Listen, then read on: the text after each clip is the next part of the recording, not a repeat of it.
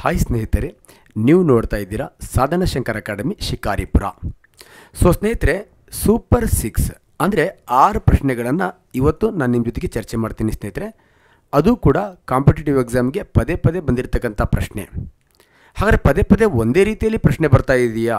ಇಲ್ಲ, ಕಾನ್ಸೆಪ್ಟ್ ಒಂದೇ, ಆದರೆ ಆ ಪ್ರಶ್ನೆಯ ಸ್ವರೂಪ ಏನಾಗಿರುತ್ತೆ, ಚೇಂಜ್ ಇರುತ್ತೆ. ಆ ಆಧಾರದ ಮೇಲೆ ಒಂದು ಪ್ರಶ್ನೆಯನ್ನು ಕಲಿತ್ರೆ ಹೇಗೆ ಕಲಿಬಹುದು, ಹೇಗೆ ನಾವು ನೆನಪಲ್ಲಿ ಇಟ್ಕೊಳ್ಬೇಕು ಅನ್ನೋ ಆಧಾರದ ಮೇಲೆ ಈ 6 ಪ್ರಶ್ನೆನ ನಾನು ನಿಮ್ಮ ಜೊತೆಗೆ ಚರ್ಚೆ ಮಾಡ್ತಾ ಬರ್ತೀನಿ ಸ್ನೇಹಿತರೆ. ಸಾಧನ ಶಂಕರ್ ಯೂಟ್ಯೂಬ್ ಚಾನಲ್ನ ತಮ್ಮ ಸಹಕಾರ ಇರಲಿ. ಈ ವಿಡಿಯೋದ ಲಿಂಕ್ಗಳನ್ನು ತಮ್ಮ ಸ್ನೇಹಿತರಿಗೆ ಶೇರ್ ಮಾಡಿ ಅಂತ ಹೇಳ್ತಾ, ಸೊ ಫಸ್ಟ್ ಪ್ರಶ್ನೆ, ಶೀಘ್ರ ಸೂರ್ಯೋದಯಕ್ಕೆ ಕಾರಣ ಏನು? ಅರ್ಲಿ ಸನ್ಸೆಟ್ ಇದೆಯಲ್ಲ, ಅದಕ್ಕೆ ಕಾರಣ ಏನು? ಹಾಗಾದರೆ ಶೀಘ್ರ ಸೂರ್ಯೋದಯ ಆಗಲಿಕ್ಕೆ ಕಾರಣವೇನು? ಬೆಳಕಿನ ಯಾವ ಗುಣದಿಂದ ಶೀಘ್ರ ಸೂರ್ಯೋದಯ? ಏನು ಶೀಘ್ರ ಸೂರ್ಯೋದಯ ಅಂದರೆ ಏನು? ನೋಡಿ, ಈ ಬೆಳಗ್ಗೆ ಸೂರ್ಯ ಉದಯ ಆಗಲಿಕ್ಕೆ ಒಂದು ಸಮಯ ಇರುತ್ತೆ. ಆ ಸಮಯಕ್ಕಿಂತ 2 ನಿಮಿಷ ಮುಂಚೆನೇ ಸೂರ್ಯ ನಮಗೆ ಕಾಣ್ತಾನೆ. ಇದಕ್ಕೆ ಶೀಘ್ರ ಸೂರ್ಯೋದಯ ಅಂತ ಕರಿತೀವಿ. ಅದೇ ರೀತಿ ವಿಳಂಬಿತ ಸೂರ್ಯಾಸ್ತಮ. ಆ್ಯಕ್ಚುಲಿ ಸೂರ್ಯ ಸಂಜೆ ಮುಳುಗಿರ್ತಾನೆ, ಆದರೂ ಕೂಡ ನಮಗೆ 2 ನಿಮಿಷ ಎಕ್ಸ್ಟ್ರಾ ಸೂರ್ಯ ಕಾಣ್ತಾನೆ, ಮುಳುಗಿದ್ರೂ ಕೂಡ ನಮ್ಮ ಕಣ್ಣಿಗೆ ಕಾಣ್ತಾನೆ. ಇದಕ್ಕೆ ಏನು ಕಾರಣ ಅಂತ? ಇದಕ್ಕೆ ಏನು ಕಾರಣ ಅಂತ ಯೋಚನೆ ಮಾಡೋ ಮುಂಚೆ ನೀವು ಪಾತ್ರೆಯಲ್ಲಿ ನೀರು ಹಾಕಿ, ನೀರಲ್ಲಿ ಯಾವುದಾರೋ ಒಂದು ಲೋಟನೋ ಅಥವಾ ಸ್ಪೂನೋ ಅಥವಾ ಒಂದು ಕಾಯಿನ್ ಹಾಕಿ. ಹಾಗೆ ಕಾಯಿನ್ ನೀರಿನಲ್ಲಿ ಆಳಕ್ಕೆ ಕಾಣುತ್ತೋ ಏನು ಮೇಲಕ್ಕೆ ಬಂದಂಗೆ ಕಾಣುತ್ತೋ? ಮೇಲಕ್ಕೆ ಬಂದಂಗೆ ಕಾಣುತ್ತೆ. ಇದಕ್ಕೆ ಪ್ರೈಮರಿ ಸ್ಕೂಲಲ್ಲಿ ಬ್ಯೂಟಿಫುಲ್ ಹೇಳಿದ್ದಾರೆ ನಿಮಗೆ. ಇದಕ್ಕೆ ಕಾರಣ ಬೆಳಕಿನ ವಕ್ರೀಭವನ. ಬೆಳಕು ಒಂದು ಮಾಧ್ಯಮದಿಂದ ಇನ್ನೊಂದು ಮಾಧ್ಯಮಕ್ಕೆ ಹೋದಾಗ ಅದರ ಸಾಂದ್ರತೆಯ ವ್ಯತ್ಯಾಸ ಆದಾಗ ಬೆಳಕು ತನ್ನ ಪಥವನ್ನು ಬದಲಾಯಿಸುತ್ತೆ. ಇದನ್ನೇ ನಾವೇನಂತ ಕರಿತೀವಿ? ಬೆಳಕಿನ ವಕ್ರೀಭವನ. ಆ ನೀರಲ್ಲಿರೋ ಸ್ಪೂನ್ ಹೆಂಗೆ ಮೇಲಕ್ಕೆ ಬಂದಂಗೆ ಕಾಣುತ್ತೋ ಹಾಗೆ ಎಲ್ಲೋ ದಿಗಂತದಲ್ಲಿ ಇರ್ತಕ್ಕಂತಹ ಸೂರ್ಯನನ್ನು ನಾವು ನೋಡಿದಾಗ ಆ ಸ್ಪೂನ್ ಮೇಲಕ್ಕೆ ಬಂದಂಗೆ ಈ ಸೂರ್ಯನೂ ಕೂಡ ಬೆಳಕಿನ ವಕ್ರೀಭವನದ ಪರಿಣಾಮದಿಂದ ಮೇಲಕ್ಕೆ ಬಂದಂಗೆ ಕಾಣುತ್ತೆ. ಇದನ್ನೇ ನಾವು ಶೀಘ್ರ ಸೂರ್ಯೋದಯ ಅಂತ ಕರಿತೀವಿ. ಅದೇ ರೀತಿ ಸಂಜೆ ಮುಳುಗಿರ್ತಾನೆ, ಮುಳುಗಿದ್ರೂ ಕೂಡ ಅವನು ಕೆಳಗಡೆ ಹೋಗಿರ್ತಾನೆ, ಆದರೂ ಕೂಡ ಇನ್ನೂ ಮುಳುಗಿಲ್ಲದ ಹಾಗೆ ಕಾಣ್ತಾನೆ ಮತ್ತೆ 2 ನಿಮಿಷ. ಇದಕ್ಕೆ ಕಾರಣ ಏನಪ್ಪ ಅಂತ ಕೇಳಿದ್ರೆ ಬೆಳಕಿನ ವಕ್ರೀಭವನ, ರಿಫ್ರಾಕ್ಷನ್ ಆಫ್ ಲೈಟ್. ಅದೇ ಥರ ಟ್ವಿಂಕಲ್ ಟ್ವಿಂಕಲ್ ಲಿಟ್ಲ್ ಸ್ಟಾರ್ ಅಂತ ಹೇಳ್ತೀವಲ್ವಾ, ಮೀನ್ಸ್ ನಕ್ಷತ್ರಗಳ ಹೊಳೆಯುವಿಕೆಗೆ ಕಾರಣ ಏನಪ್ಪ ಅಂತ ಕೇಳಿದ್ರೆ ತಡಿದ ಬೆಳಕಿನ ವಕ್ರೀಭವನ. ಸೊ ನೆಕ್ಸ್ಟ್, ತಮ್ಮೆಲ್ಲ ಗೊತ್ತಿದೆ, ಗ್ಲಾಸಲ್ಲಿ ಇಟ್ಟಿರ್ತಕ್ಕಂಥ ಪೆನ್ಸಿಲ್ ಮುರಿದಂತೆ ಕಾಣ್ತಕ್ಕಂಥದ್ದು, ಅಥವಾ ಈ ಹಕ್ಕಿ ಮೀನನ್ನು ಬೇಟೆ ಆಡ್ತಕ್ಕಂಥದ್ದು. ನೆಕ್ಸ್ಟ್, ಆ ಮೀನು ಹಕ್ಕಿಯನ್ನು ನೋಡಿದಾಗ ಹಕ್ಕಿ ದೂರದಲ್ಲಿ ಕಾಣ್ತಾ ಇರತಕ್ಕಂಥದ್ದು. ಮೀನ್ಸ್ ವಿರಳ ಮಾಧ್ಯಮದಿಂದ ಸಾಂದ್ರ ಮಾಧ್ಯಮದ ಒಳಗಡೆ ಇರತಕ್ಕಂಥ ವಸ್ತುವನ್ನು ನೋಡಿದಾಗ ಈ ಬೆಳಕಿನ ವಕ್ರೀಭವನದ ಪರಿಣಾಮ ಏನಾಗುತ್ತೆ? ಮೇಲಕ್ಕೆ ಬಂದಂಗೆ ಕಾಣುತ್ತೆ. ಅದೇ ರೀತಿ ಸಾಂದ್ರ ಮಾಧ್ಯಮದಿಂದ ಒಂದು ವಸ್ತುವನ್ನು ವಿರಳ ಮಾಧ್ಯಮದ ಕಡೆ ನೋಡಿದಾಗ ಆ ವಸ್ತು ದೂರಕ್ಕೆ ಇದ್ದಂತೆ ಕಾಣುತ್ತೆ. ಇದಕ್ಕೆಲ್ಲ ಕಾರಣ ಏನಪ್ಪ ಅಂತ ಕೇಳಿದ್ರೆ ಬೆಳಕಿನ ವಕ್ರೀಭವನ, ರಿಫ್ರಾಕ್ಷನ್ ಆಫ್ ಲೈಟ್. ಈ ಬೆಳಕಿನ ಏನು ಗುಣಗಳಿದೆ ಅದರ ಬಗ್ಗೆ ಒಂದು ವಿಡಿಯೋನ ಮಾಡಿದ್ದೀನಿ, ಲೈಟ್ ಅಂತಕ್ಕಂಥ ವಿಡಿಯೋನ ನೋಡಿ, ನಿಮ್ಮ ಜೀವನದ ಬೆಳಕು ಅಂತಕ್ಕಂಥ ವಿಡಿಯೋನ ನೋಡಿ ಅಂತ ಹೇಳ್ತಾ, ಮತ್ತೆ ಅನೇಕ ಪಿಕ್ಚರ್ಸ್ಗಳ ಜೊತೆಗೆ ಈ ಬೆಳಕು ಪಾಠದ ಕಂಪ್ಲೀಟ್ ಕ್ಲಾಸನ್ನು ನಾನು ಮುಂದಿನ ತರಗತಿಗಳಲ್ಲಿ ಮಾಡಿಕೊಡ್ತೀನಿ ಅಂತ ಹೇಳ್ತಾ, ನೆಕ್ಸ್ಟ್ ಇನ್ನೊಂದು ಬ್ಯೂಟಿಫುಲ್ ಆಗಿರ್ತಕ್ಕಂಥ ಪ್ರಶ್ನೆ, ರಾಶಿ ಸಂರಕ್ಷಣಾ ನಿಯಮ ಪ್ರತಿಪಾದಿಸಿದ ವಿಜ್ಞಾನಿ ಯಾರು ಅಂತ. Law of conservation of mass. ನೋಡಿ, ಇಲ್ಲಿ 2 ಥರ ಬರುತ್ತೆ. ಒಂದು ರಾಶಿ ಸಂರಕ್ಷಣಾ ನಿಯಮನೇ ಬೇರೆ, ಇನ್ನೊಂದು ಎನರ್ಜಿ ಶಕ್ತಿ ಸಂರಕ್ಷಣಾ ನಿಯಮನೇ ಬೇರೆ. ಈ law of conservation of mass, law of conservation of energy, E = mc². ನೋಡಿ, ಈ ಶಕ್ತಿ ಸಂರಕ್ಷಣಾ ನಿಯಮವನ್ನು ಕೊಡುಗೆ ಕೊಟ್ಟಂಥ ವಿಜ್ಞಾನಿ ಯಾರಪ್ಪ ಅಂತ ಕೇಳಿದ್ರೆ ಐನ್ಸ್ಟೀನ್. ಬಟ್ ನಮ್ಮ ಹುಡುಗರು ಶಕ್ತಿನೇ ಬೇರೆ, ರಾಶಿನೇ ಬೇರೆ. ರಾಶಿ ಸಂರಕ್ಷಣಾ ನಿಯಮವನ್ನು ಕೊಡುಗೆ ಕೊಟ್ಟಂಥ ವಿಜ್ಞಾನಿ ಯಾರಪ್ಪ ಅಂತ ಕೇಳಿದ್ರೆ ದಟ್ ಈಸ್ ಆಂಟೋನಿ ಡಿ ಲಾವೋಸಿಯರ್.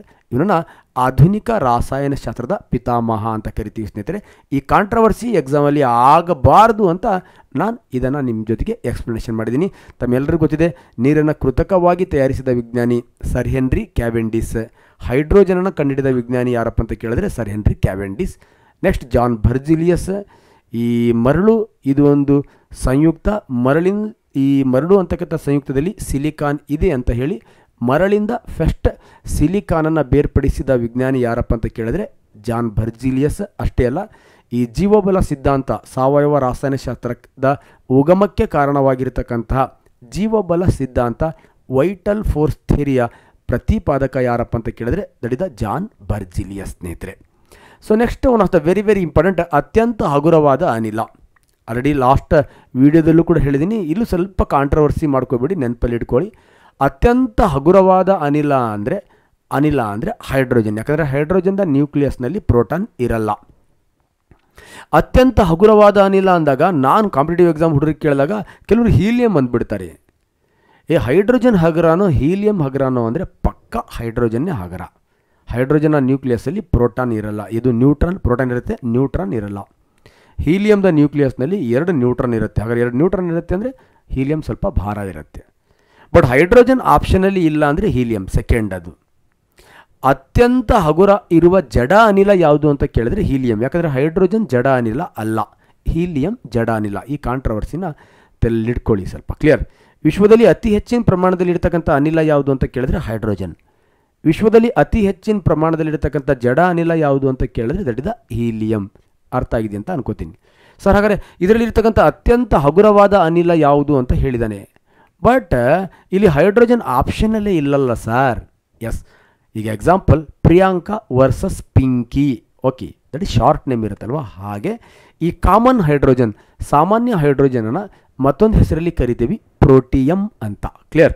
ಹಾಗಾಗಿ ಈ ಥರ ಕ್ವಶನ್ಸ್ ಕೇಳಿದಾಗ ಹುಡುಗರಿಗೆ ಹೈಡ್ರೋಜನ್ ಕಾಣಲಿಲ್ಲ ಅಂದರೆ ಹೀಲಿಯಂ ಗುದ್ದುಬಿಡ್ತಾರೆ ಚೆಂಬು. ಅತ್ಯಂತ ಹಗುರವಾದ ಅನಿಲ ಹೈಡ್ರೋಜನ್ನೇ.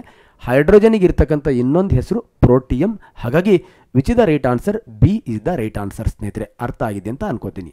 ನೆಕ್ಸ್ಟ್, ಗುರುತ್ವ ಈ ಕೆಳಕಂಡ ಯಾವ ಪರಿಣಾಮದ ವಿಲೋಮ ಅನುಪಾತ ಇನ್ವರ್ಸ್ಲಿ ಪ್ರಪೋರ್ಷನಲ್ ಆಗಿದೆ ಅಂತ. ನೆಕ್ಸ್ಟ್, ಗುರುತ್ವ ನಿಯಮವನ್ನು ಮಂಡಿಸಿರ್ತಕ್ಕಂಥ, ವಿಶ್ವವ್ಯಾಪಿ ಗುರುತ್ವ ನಿಯಮವನ್ನು ಮಂಡಿಸಿದ ವಿಜ್ಞಾನಿ ಯಾರಪ್ಪ ಅಂತ ಕೇಳಿದ್ರೆ sir Isaac Newton. One of the very very important. ಹಾಗಾದರೆ ಈ ಸರ್ ಐಸಾಕ್ ನ್ಯೂಟನ್ ಏನು ಹೇಳಿದ್ದಾನೆ? ವಿಶ್ವದಲ್ಲಿರ್ತಕ್ಕಂಥ ಪ್ರತಿಯೊಂದು ಕಣಗಳು ಒಂದನ್ನೊಂದು ಆಕರ್ಷಣೆ ಮಾಡುತ್ತದೆ. ವಿಶ್ವದಲ್ಲಿರೋ ಪ್ರತಿಯೊಂದು ಕಣಗಳು ಒಂದನ್ನೊಂದು ಅಟ್ರ್ಯಾಕ್ಟ್ ಮಾಡುತ್ತೆ. ಆ ಆಕರ್ಷಣಾ ಬಲವು ಆ ಕಣಗಳ ರಾಶಿಯ ಗುಣಲಬ್ಧಕ್ಕೆ ನೇರ ಅನುಪಾತದಲ್ಲಿ, ಕಣಗಳ ರಾಶಿ ಜಾಸ್ತಿ ಆದ ಹಾಗೆ ಗುರುತ್ವ ಅನ್ನೋದು ಕೂಡ ಏನಾಗುತ್ತೆ? ಜಾಸ್ತಿ. ಎರಡು, ಒಂದು ಜಾಸ್ತಿ ಆದಂಗೆ ಇನ್ನೊಂದು ಜಾಸ್ತಿ ಆದರೆ ಇದಕ್ಕೆ ನೇರ ಅನುಪಾತ, ಒಂದು ಕಡಿಮೆ ಆದಂಗೆ ಇನ್ನೊಂದು ಕಡಿಮೆ ಆದರೆ ಅದಕ್ಕೆ ನೇರ ಅನುಪಾತ ಅಂತ ಕರಿತೀವಿ. ಹಾಗಾಗಿ ಈ ವಿಶ್ವದಲ್ಲಿರುವ ಪ್ರತಿಯೊಂದು ಕಣಗಳು ಒಂದನ್ನೊಂದು ಆಕರ್ಷಣೆ ಮಾಡುತ್ತೆ. ಆ ಆಕರ್ಷಣಾ ಬಲವು ಕಣಗಳ ರಾಶಿಯ ಗುಣಲಬ್ಧಕ್ಕೆ ನೇರ ಅನುಪಾತ. ಹಾಗೆ ರಾಶಿಗೆ ಏನಾಗಿರುತ್ತೆ? ನೇರ ಅನುಪಾತ ಅಂತ ಹೇಳಿದ್ದಾನೆ, ಕ್ಲಿಯರ್. ಹಾಗಾದರೆ ಇಲ್ಲಿ ರಾಶಿ ಅಲ್ಲ, ಯಾಕಂದರೆ ಇಲ್ಲಿ ಕ್ವಶನಲ್ಲಿ ವಿಲೋಮ ಅನುಪಾತ. ನೆಕ್ಸ್ಟ್, ವಿಶ್ವದಲ್ಲಿರುವ ಪ್ರತಿಯೊಂದು ಕಣಗಳು ಒಂದನ್ನೊಂದು ಆಕರ್ಷಣೆ ಮಾಡುತ್ತದೆ. ಆ ಆಕರ್ಷಣಾ ಬಲವು ಕಣಗಳ ರಾಶಿಯ ಗುಣಲಬ್ಧಕ್ಕೆ ನೇರ ಅನುಪಾತದಲ್ಲಿಯೂ ಅವುಗಳ ನಡುವಿನ ದೂರದ ವರ್ಗಕ್ಕೆ ವಿಲೋಮ ಅನುಪಾತದಲ್ಲಿ ಇರುತ್ತದೆ. ಅಂದರೆ ಆ ಕಣಗಳು ದೂರ ಆದಂಗೆ ಗುರುತ್ವ ಏನಾಗುತ್ತೆ? ಅದರ ವರ್ಗದಷ್ಟು ಕಡಿಮೆ ಆಗ್ತಾ ಬರುತ್ತೆ. ಹಾಗಾಗಿ ವಿಲೋಮ ಅನುಪಾತ, ಗುರುತ್ವದ ವಿಲೋಮ ಅನುಪಾತ ಯಾವ ಪರಿಣಾಮದ ಮೇಲೆ ಇರುತ್ತೆ ಅಂತ ಕೇಳಿದರೆ ಪಕ್ಕ distance increases, gravity decreases, mass increases, gravity also increases. ಹಾಗಾಗಿ ಇಲ್ಲಿ ಗುರುತ್ವ ಅಂತಕ್ಕಂಥದ್ದು ಯಾವುದರ ವಿಲೋಮ ಅನುಪಾತ ಆಗಿದೆ ಅಂದರೆ ಬಿ, ಡಿಸ್ಟೆನ್ಸ್ದ ವಿಲೋಮ ಅನುಪಾತವಾಗಿದೆ, ರಾಶಿಯ ನೇರ ಅನುಪಾತ ಆಗಿದೆ ಸ್ನೇಹಿತರೆ. So next, one of the beautiful question, ರಾಶಿ ವೇಗೋತ್ಕರ್ಷದ ಬಗ್ಗೆ ಮಾಹಿತಿ ನೀಡುವ ನ್ಯೂಟನ್ನ ಚಲನೆಯ ನಿಯಮ ಯಾವುದು ಅಂತ. ನೋಡಿ, ನ್ಯೂಟನ್ನ ಚಲನೆಯ ನಿಯಮ ತುಂಬ ಇಂಪಾರ್ಟೆಂಟ್, ಕಾಂಪಿಟೇಟಿವ್ ಎಕ್ಸಾಮಿಗೆ ಬರ್ತಾನೆ ಇರುತ್ತೆ. 1ನೇ ನಿಯಮ, 2ನೇ ನಿಯಮ, 3ನೇ ನಿಯಮ. ಸೊ 1ನೇ ನಿಯಮ ಏನು ಹೇಳುತ್ತೆ?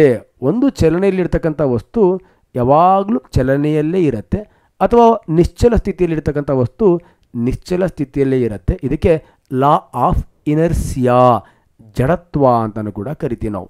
ಸಾಮಾನ್ಯವಾಗಿ ಸೂರ್ಯನ ಸುತ್ತ ಭೂಮಿ ನ್ಯೂಟನ್ನ ಯಾವ ನಿಯಮದ ಆಧಾರದ ಮೇಲೆ ಸುತ್ತಾ ಇದೆ ಅಂತ ಕೇಳಿದ್ರೆ ನ್ಯೂಟನ್ ಚಲನೆಯ 1ನೇ ನಿಯಮದ ಆಧಾರದ ಮೇಲೆ ಚಲಿಸ್ತಾ ಇದೆ ಅಂತ. ಹಾಗಾದರೆ 1ನೇ ನಿಯಮ ಜಡತ್ವ.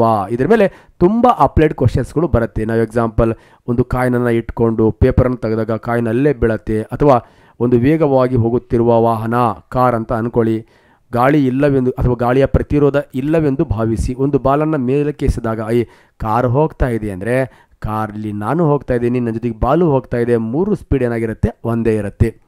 ಎಕ್ಸಾಂಪಲ್, ಬಸ್ ಯಾವ ವೇಗದಲ್ಲಿ ಹೋಗ್ತಾ ಇರುತ್ತೋ ಅದೇ ವೇಗದಲ್ಲಿ ಬಸ್ಸಲ್ಲಿ ಕೂತಿರೋ ನನ್ನ ಬಾಡಿನೂ ಹೋಗ್ತಾ ಇರುತ್ತೆ.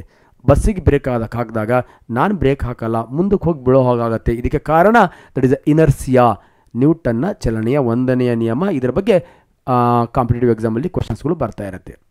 2ನೇ ನಿಯಮ ಏನು? F=ma, ಅಂದರೆ ರಾಶಿ ಮತ್ತು ಅದರ ವೇಗೋತ್ಕರ್ಷ. ರಾಶಿ ಜಾಸ್ತಿ ಆದಾಗ ವೇಗ ಕಡಿಮೆ ಆಗುತ್ತೆ, ರಾಶಿ ಕಡಿಮೆ ಇದ್ದಾಗ ವೇಗ ಜಾಸ್ತಿ ಆಗುತ್ತೆ. ಹಾಗಾದರೆ ಈ ವೇಗದ ವ್ಯತ್ಯಾಸ ಯಾವುದನ್ನು ಅವಲಂಬಿಸಿರುತ್ತೆ ಅಂದರೆ ರಾಶಿಯನ್ನು ಅವಲಂಬಿಸಿರುತ್ತೆ. ಅದರ ಮೇಲೆ ಬಲ ನಿರ್ಣಯ ಆಗತ್ತೆ ಎಂಬ ಆಧಾರದ ಮೇಲೆ ಇರತಕ್ಕಂಥ ನಿಯಮವೇ ದಟ್ ಇಸ್ ನ್ಯೂಟನ್ನ 2ನೇ ನಿಯಮ. ಈ ಕ್ವಶನ್ನಲ್ಲಿ ನಾನು ರಾಶಿ ಮತ್ತು ವೇಗೋತ್ಕರ್ಷದ ಬಗ್ಗೆ ಮಾಹಿತಿಯನ್ನು ಕೊಡ್ತಕ್ಕಂಥ ನಿಯಮ ಯಾವುದು ಅಂತ ಕೇಳಿದಾನೆ. ದಟ್ ಈಸ್ ನ್ಯೂಟನ್ನ 2ನೇ ನಿಯಮ. C is the right answer ಸ್ನೇಹಿತರೆ. ಸೊ ಈ ನಿಯಮದ ಆಧಾರದ ಮೇಲೆ ನಾವು ಎಕ್ಸಾಂಪಲ್ ಕ್ರಿಕೆಟ್ ಬಾಲ್ನ ರಾಶಿ ಕಡಿಮೆ ಇರುತ್ತೆ, ಹೊಡೆದ್ರೆ 6 ಹೋಗುತ್ತೆ. ಬಾಲ್ ರಾಶಿ ಜಾಸ್ತಿ ಇರುತ್ತೆ, ನಾವು ಅದರಲ್ಲಿ 6 ಹೊಡೆಯೋಕ್ಕಾಗಲ್ಲ. ಇವೆಲ್ಲ ಎಕ್ಸಾಂಪಲ್ಗಳು ನಾವು ಒಂದು ಸತಿ ರಿಕಾಲ್ ಮಾಡಿಕೊಂಡ್ರೆ ರಾಶಿ ವೇಗ ಪಕ್ಕ ವೇಗೋತ್ಕರ್ಷ ದಟ್ ಇಸ್ ದ 2ನೇ ನಿಯಮ. 3ನೇ ನಿಯಮ ನಮಗೆಲ್ಲರಿಗೂ ಕೂಡ ತುಂಬ ಚಿರಪರಿಚಿತ ಆಗಿರುತ್ತೆ.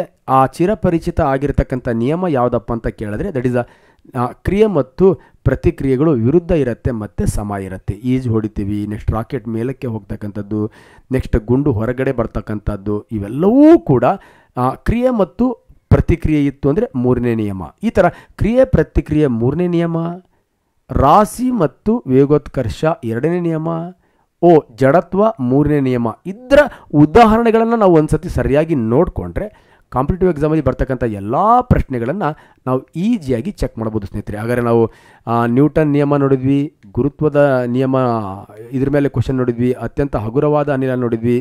ನೆಕ್ಸ್ಟ್ ಒನ್ ಆಫ್ ದ ಈ ಕ್ವಶನ್ ಆಗಲೇ ಸ್ಕಿಪ್ ಆಗಿಬಿಟ್ಟಿದೆ ಸ್ನೇಹಿತರೆ. ಓಕೆ, ಹಾಗಾದರೆ ದ್ವಿತೀಯ ಸಂಶ್ಲೇಷಣೆ ಕ್ರಿಯೆಯಲ್ಲಿ ಬಿಡುಗಡೆಯಾಗುವ ಆಮ್ಲಜನಕ ಈ ಕೆಳಕಂಡ ಯಾವುದರದ್ದಾಗಿದೆ ಅಂತ ನೋಡಿ. ಸಸ್ಯಗಳು ನಮಗೆ ಉಸಿರಾಡಲಿಕ್ಕೆ ಆಮ್ಲಜನಕ ಕೊಡುತ್ತೆ ಅಂತ ಗೊತ್ತಿದೆ. ಆ ಆಮ್ಲಜನಕ ಎಲ್ಲಿಂದ ಬರುತ್ತೆ ಅಂದರೆ ಸಸ್ಯಗಳು ದ್ವಿತೀಯ ಸಂಶ್ಲೇಷಣೆ ಕ್ರಿಯೆಯನ್ನು ನಡೆಸಿ ಆಮ್ಲಜನಕವನ್ನು ನಮಗೆ ಕೊಡುತ್ತೆ ಅಂತ ಗೊತ್ತಿದೆ. ಹಾಗಾದರೆ ಆ ದ್ವಿತೀಯ ಸಂಶ್ಲೇಷಣೆ ಕ್ರಿಯೆ ನಡೆಸಬೇಕಾದ್ರೆ ಸಸ್ಯಗಳು ಬಳಸ್ಕೊಳ್ತಕ್ಕಂಥ ವಸ್ತು ಯಾವುದು ಅಂತ ಕೇಳಿದ್ರೆ ಕಾರ್ಬನ್ ಡೈಆಕ್ಸೈಡ್, ನೀರು ಮತ್ತು ಸೂರ್ಯನ ಬೆಳಕು. ಈಗ ಸೂರ್ಯನ ಬೆಳಕಲ್ಲಂತೂ ಆಕ್ಸಿಜನ್ ಇಲ್ಲ. ಕಾರ್ಬನ್ ಡೈಆಕ್ಸೈಡಲ್ಲೂ CO2 ಅದರಲ್ಲೂ ಕೂಡ ಆಕ್ಸಿಜನ್ ಇದೆ, H2O ಅದರಲ್ಲೂ ಕೂಡ ಆಕ್ಸಿಜನ್ ಇದೆ. ಹಾಗಾದರೆ ಈ ಕಾರ್ಬನ್ ಡೈಆಕ್ಸೈಡನ್ನು ಹೊಡೆದು ಆಕ್ಸಿಜನನ್ನು ಸಸ್ಯ ನಮಗೆ ಹೊರಗಡೆ ಉಸಿರಾಡಕ್ಕೆ ಕೊಡುತ್ತಾ, ಈ ನೀರನ್ನು ಹೊಡೆದು ಸಸ್ಯ ಉಸಿರಾಡಲಿಕ್ಕೆ ನಮಗೆ ಆಕ್ಸಿಜನ್ ಕೊಡುತ್ತಾ? ಆ ಸಸ್ಯ ನಮಗೆ ಉಸಿರಾಡಲಿಕ್ಕೆ ಕೊಡ್ತಕ್ಕಂಥ ಆಮ್ಲಜನಕ ಕಾರ್ಬನ್ ಡೈಆಕ್ಸೈಡ್ದ ನೀರ್ದ? That is the one of the very very important. ಅವು ಎರಡರದ್ದ ಅಂತಕ್ಕಂಥದ್ದೇ ಈ ಪ್ರಶ್ನೆ. ಹಾಗಾಗಿ ಸಸ್ಯಗಳು ಈ ಕಾರ್ಬನ್ ಡೈಆಕ್ಸೈಡನ್ನು ಪತ್ರರಂಧ್ರಗಳ ಮೂಲಕ ತಗೊಂಡು, ಬೇರಿನ ಮೂಲಕ ನೀರನ್ನು ತಗೊಂಡು, ಸೂರ್ಯನ ಬೆಳಕಿನ ಸಹಾಯದಿಂದ ಫಸ್ಟ್ ನೀರನ್ನು ವಿಭಜನೆ ಮಾಡುತ್ತೆ. ಆ ನೀರು ವಿಭಜನೆ ಆದಾಗ ಬರ್ತಕ್ಕಂಥ ಆಮ್ಲಜನಕನೇ ನಮಗೆ ಉಸಿರಾಡಲಿಕ್ಕೆ ಕೊಡುತ್ತೆ. ಹಾಗಾಗಿ ನಾವು ಸಸ್ಯಗಳು ಕೊಡ್ತಕ್ಕಂಥ ಉಸಿರಾಡಲಿಕ್ಕೆ ಕೊಡ್ತಕ್ಕಂಥ ಆಮ್ಲಜನಕ ಅದು ನೀರಿಂದೇ ಆಗಿರೋದ್ರಿಂದ ನಾವು ನೀರನ್ನು ಜೀವ ಜಲ ಅಂತ ಕೂಡ ಕರಿತೀವಿ. ಕ್ಲಿಯರ್? ಕಾರ್ಬನ್ ಡೈಆಕ್ಸೈಡ್ದಲ್ಲ. ಹಾಗಾದರೆ ಅಲ್ಲಿ ನೀರು ವಿಭಜನೆ ಆದಾಗ ಏನು ಬಿಡುಗಡೆ ಆಗ್ತಕ್ಕಂಥ ಆಮ್ಲಜನಕನ ಸಸ್ಯಗಳು ಪತ್ರರಂಧ್ರಗಳ ಮೂಲಕ ಉಸಿರಾಡಿರುವಂಥ ಪ್ರಾಣಿಗಳಿಗೆ ಕೊಡುತ್ತೆ. ಅಲ್ಲಿ ಉಳಿತಾ ಇರತಕ್ಕಂಥ ಹೈಡ್ರೋಜನನ್ನು ಒಳಗಡೆ ಇರತಕ್ಕಂಥ ಕಾರ್ಬನ್ ಡೈಆಕ್ಸೈಡ್ ಜೊತೆಗೆ ಸೇರಿಸಿ ಕಾರ್ಬೋಹೈಡ್ರೇಟ್ ಗ್ಲೂಕೋಸ್ ರೂಪದಲ್ಲಿ ಏನು ಮಾಡುತ್ತೆ? ಸಸ್ಯ ಆಹಾರ ತಯಾರಿಸುತ್ತೆ. ಇದನ್ನೇ ನಾವು ದ್ವಿತೀಯ ಸಂಶ್ಲೇಷಣೆ ಕ್ರಿಯೆ ಅಂತ ಕರಿತೀವಿ. ಸ್ನೇಹಿತರೆ, ಅರ್ಥ ಆಗಿದೆ ಅಂತ ಅನ್ಕೋತೀನಿ. ಈ 6 ಪ್ರಶ್ನೆಗಳನ್ನು ನಾನು ನಿಮ್ಮ ಜೊತೆಗೆ ಚರ್ಚೆ ಮಾಡಿದ್ದೀನಿ ಸ್ನೇಹಿತರೆ. ಸಾಧನಶಂಕರ್ ಯೂಟ್ಯೂಬ್ ಚಾನಲ್ಗೆ ತಮ್ಮ ಸಹಕಾರ ಇರಲಿ. ಈ 6 ಪ್ರಶ್ನೆಯಲ್ಲಿ ನಿಮಗೇನಾದರೂ ಗೊಂದಲ ಇದ್ದರೆ ಕಾಮೆಂಟನ್ನು ಮಾಡಿ. ಈ ವಿಡಿಯೋದನ್ನು ನಿಮ್ಮೆಲ್ಲ ಸ್ನೇಹಿತರಿಗೆ ಶೇರ್ ಮಾಡಿ ಅಂತ ಹೇಳ್ತಾ, ಭಗವಂತ ನಿಮಗೂ ನಮಗೂ ಎಲ್ರಿಗೂ ಒಳ್ಳೇದು ಮಾಡಲಿ. ನಮಸ್ಕಾರ.